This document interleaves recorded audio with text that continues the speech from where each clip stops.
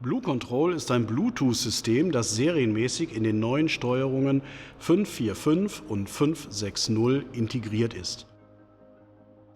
Dieses vereinfacht die fachgerechte Inbetriebnahme von Industrietoranlagen per App und ermöglicht beim Service- und Wartungseinsatz den Zugriff auf wichtige Tordaten ohne Internetverbindung.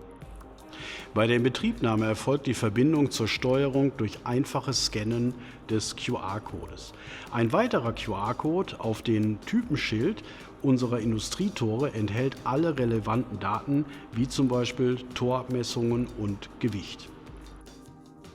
In Reichweite von 5 bis 10 Metern ermöglicht die BlueControl-App so einen schnellen Überblick über alle Menüeinstellungen in Klartext sowie das Auslesen von Ereignissen und Fehlern mit Zeitstempel.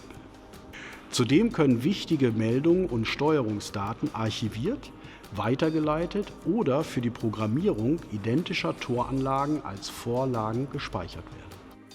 Das spart wertvolle Zeit und senkt die Kosten.